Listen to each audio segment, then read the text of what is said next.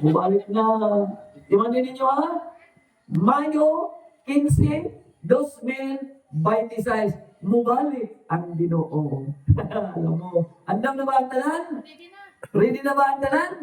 Apan mga kaigsunan, ang isyo manggod hato na tumagundaan ng mga katawanan, ng mga kuan ba? Mga pagpasabot.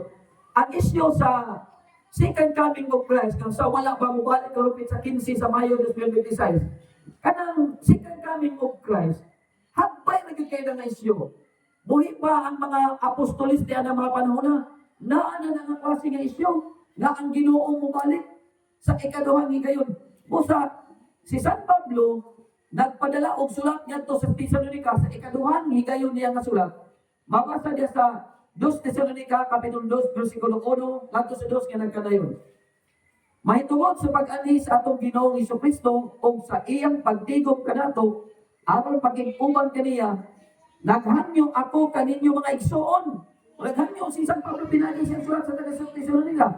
Naghanyo ako kaninyo mga igsoon, ayaw kamo kahikugan dayon o kabalaka nga sa taho nga ang adlaw sa Ginoo mubalik na.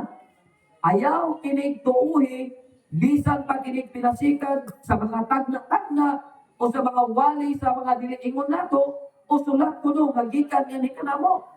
So klaro mga kaigsunan nga ang second coming of Christ o ang pagbalik sa Ginoong Hesukristo, dugay na kayo ng isyo. Musa kung makadungog gani mo na gani magwali sa inyo mga pastors ka, mubalik na ang Ginoo, mubalik na ang Ginoo. Ay hindi mong tuo niya na, ay baka yung kayo na. Eh si San Pablo nagpahimang mo ka na to, na dili dahil na tunatuhan, di sa pakanang mga wali. Ingon pa sa pagkaistorya, dili wali nga gikan sa simbahan katoliko, o dili wali nga to sa mga diliingon nato, na kuno mubalik na ang Ginoo. Dili na mao ang ato ang concern. Ang atong concern is the individual judgment. Tungod kay human sa atong kamatayon, makig-atubang kita nga na sa Ginoo, makighusay kita aron iyang hukman. Maayo man o nautan ang atong nabuhat dinhi sa kalibutan. Ug busa do na lamang kita duha ka klase nga padulngan. Una mo kining langit o ang ikaduha mo kini ang impierno. O ang tao human sa iyang kamatayon na ang mga tao dili man yun makasulod sa gingharian sa langit, sumala pa sa ang pinadayag 21:8 na dili yun makasulod ang tao sa gingharian sa langit bisan pag-unsa kagamay ang salak. O busa kung ang tao mupadulong siya dito, ingon pa himuunong ay kibalang kandidato nga mahilangit, iagi yun na siya o proseso pinaagi sa purgatorio. Hindi na explain niya na libalan din kay Pation. Di ana ngay kayo na ato hinumduman na ang purgatorio kabahin kana siya sa langit. Ug busa kon ang kalan nato human sa to kamatayon maadto kita ngadto sa purgatorio do na kay tsansa 100% nga mahilangit kay ikaw naman iproseso og limpyuhan. Pero pag tuwa na ka dito sa impierno, wala na kay tsansa na ikaw makaadto pa sa langit. Ug busa nganong gikinahanglan nato nga kita nga mamaluwas. Nganong kinahanglan nato ang kaluwasan? Tungod ni ana ng mga rason, asa mo padulong ang atong angkalag, human niya na sa kamatayan. Ato sa minumduman nga, dili tanan matarong maluwas. No? Dili tanan matarong maluwas. Kay sumala pa sa isulat diri sa sulat ni San Mateo, na dili tanan magtawag ka na kung Ginoo o makasunod sa kingharian sa langit. Kundi kadto lamang nagtuman sa kambuton sa akong amahan. Ano man, dili tanan Kristiyanos maluwas. Tungod kay sa tibuok kalibutan, doon na kita 45 ka mga nagkanilain ng mga sikta. Ako di magyong kumutawag ng reliyon, hindi magyo na sila mga reliyon. Kaya there are only 7 religions sa tibuok kalibutan. O kusan na ni ana, mao ang Katolik. Kusa, gigamit nila sa ubang ng mga sikta, ang 7 religion sama sa Muslim, Hinduism, Judaism, Atheist, o sa dalian ang ikapito mao ang Katolik. Only Katolik nga mao lamang ang matawag na Kristiyano. That's why gitawag ko Kristiyano Katoliko. And the rest, dili na sila matawag ng mga Kristiyano kadtong mga dili sakop sa simbahang Katoliko. Ano man, nagsangyaw sila kang Kristo. Pero ang pangutana, kinsa kinsa nga Kristo ang ilang gisagyaw. Kay taglahi ta og Kristo nga gisagyaw. Ang Kristo nga atong gisagyaw mao kadtong gilansang sa cross na ato nga ginatuuhan apan ang uban basig unsa na nga Kristo ang ilang gituan. Basig Kristo na sa buwangan. Mao na nga dili tanang Kristiyanos maluwas. Only Catholic Christians na nahisakop sa simbahan Katoliko mao lamang ang matukod ng Kristiyano. That's why dili tanang Kristiyanos mamaluwas. Kadtong mga gawas sa simbahan Katoliko nga nagpaila kuno mga Kristiyano pero ang pangutana unsa nga Kristo ang ilahang giila. Ikatulo, dili tanan magbabasa ang Biblia maluwas. Kay palutang nga ang Biblia mao kini ang ato ang gining manual na gamiton aron kita nga mamaluwas. Like for example, mopalit kita og cellphone. Ay kung tanta mopalit ta og gining kung si tawag ani, kaya po na cellphone. Na ay manual kay pagkapinana kung unsa na to pag-operate, kung sa siya, kung sa function ni email. So diyan na to makita sa manual. Guide para nga makabalo kita kung saan pag-operate ang ato nga bag-o ng mga cellphone. Di na sa mga motor na itong ginapalit na mga manual nga ipakapin, bisan ng TV.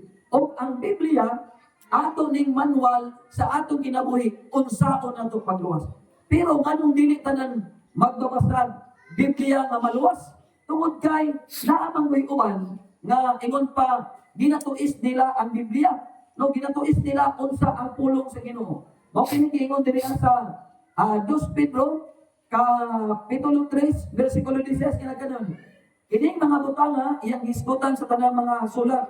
May mga butang nga lisod sakton sa iyang mga sulat nga gituis sa mga walay alaman o sa mga matuotohon sama silang gihimo sa ubang bahin sa kasulatan.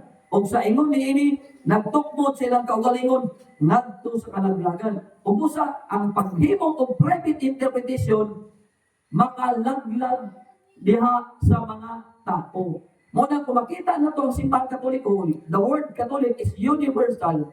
Tanan ng mga kalihukan sa simbahan, plastado yun ang doktrina niya na, dili yun magkasumpaki. Dili kinisama sa ubang mga sikta. Like for example, ang Baptist Church. Ang Baptist Church, di kapot na nag-42 ka mga faction. Na mga inong pa, Jerusalem Baptist Church, na Circle Baptist Church, Southern Fundamental Baptist Church, o sa pa mga church. Pero pareha sila ng mga Baptist, pero dili sila sinabot sa ilang doktrina. Alam wala ang Holy Spirit igauban na kanila. Munang doon na sila lain-lain ng mga private interpretation din sa Biblia. That's why ang Biblia mangutana ng manual para sa itong kaluwasan, pero dili tanan magbabasa ng Biblia maluwas. Kaya naman, doon ay private interpretation. O niya, kanang private interpretation na ginabuhat sa mga pastor, yung itudlo kiningat to sa iyang mga membro, delikado o madamay mo. Kung naamo din karon, maguna-una-unaan, yan ang klase ng mga pagtulunan sa inyong mga pastor, nga gitudloan ka mo sayop ng mga pagtulunan, sayop ang ilang pagtuo, di maupoy gitudloan na kaninyo. Sama nga ang pastor sa usak kabutan. Kung ikaw usap, nabutahan sa wali sa mga pastor, mo nang giingon sa San Mateo Kapitulo 15, versikulo 14, nga nagkanon. Pasagdi lamang sila, kay sila mga bigyan ng mga buta. O kung ang usa ka buta, mo'y mukagak sa laing buta, silang duha mga hulog sa kanal. Kaya sa punta, mag-ginunita ita. Taptapan na ako akunaw. Taptapan po ninyo nga mag-ginunita. Pag mahapong kus kanal, kung mo kinagunit mo, hagbong pod mo sa kanal. Pasabot, tungod kay ang mga naghimo o mga private interpretation, mao kini ang kalaglagan sa ilang mga kalag. O kamo nga magsunod, ngadto sa itudlo sa sayo kapagtulunan, mao nang giingon sa sulat ni San Mateo, hulog yun mo sa kanal, impierno hulog yun mo. Mao na nga, airport mo na mga kaisunan. So sa unsa man nga paagi, nga ang tao nga masiguro nga maluwas, so wala sa sulat ni San Mateo Kapitulo 24, versikulo 13, yung kinahanglan nga mupadayon ka nganha sa imong pagpasakop sa matuod nga simbahan. Usay yun na sa mga kasiguruhan, nagikinahanglan nga masiguro na to itong kaluwasan, pinaagi sa pagpasakop nganha sa matuod nga simbahan. No? Kinahanglan, importante na, kay ang simbahan na gituo ni Kristo, only one church lamang. I-explain na niya sa kwan, sa kiniginatawag na itong topic sa Ano man nila mo bro? Sa itong yung pa, mark of the true church, itong upat ka timaan sa simbahan. Hinumduman na to, na si Kristo nagtukod lamang ang usapin simbahan di sa sulat sa Mateo 16:18. Na nagkanayon, ikaw si Pedro, o sa ibabaw niling bato, akong tukuron ang akong simbahan. Akong simbahan. Wasabi mo nga, akong mga simbahan. Wasabi mo nga, you are Peter and upon this rock, I will build my church. My church. At pa singular. No, na may mga estudyante siguro dili. So, unsa man ang plural sa church? Ay nga, unsa man? Unsa ang plural sa church? Churches. What mo ingon ang Ginoo nga? I will build my churches. What sabi mo nga?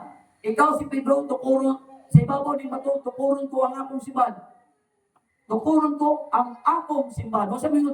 Akong tukuron ang akong mga simbahan. Singular. I will build my church. Akong tukuron ang akong simbahan. What sabi mo mga simbahan? Aron maapil o talagang 45,000 ka mga sikta na gitinukod lamang ang tao nga direhistro sa Security and Exchange Commission. Muna nga, tanaw na ito mga kaigsunan, ang uban, nga usa sa mga problema, nga naghimo sila kompetensya sa simbahan nga ituloko ni Kristo. Wala ba yun na sila nisugo? Wala yun mo yun ang Ginoo. Ikaw si Pedro, o sa ibabaw nining bato, tukuron ko ang akong simbahan. O kumanda po matukod akong simbahan, pagtukod po mo kinyo. Wala ba sugo ang Ginoo niya na, di ba? Wala yun mo sugo ka na mga uban, mga sikta, kung yung mga pastor na minaw karon. Pagutan daw na kung ikaw lamang leader ng pastora, pagutan akin sa inyong head, sa inyong simbahan, pagutan kinsa nagrehistro na ng simbahan, kinsa ang founder na ng simbahan. Makita yun na to, na tinukod lamang og tao. Ang simbahan na tinukod og tao, di yun na makaluwas kay tao lamang ka na. Samantala, ang simbahan katoliko, gitukod ni Kristo, si Kristo mao ang manluluwas niini. Sumana diri sa Efeso 5:23. Okay, nag-iingon diri sa Efeso 5:23. Yan ganyan. Efeso 5:23 nga nagkanayon. Asa na ning Efeso na po dira? Efeso 5:23.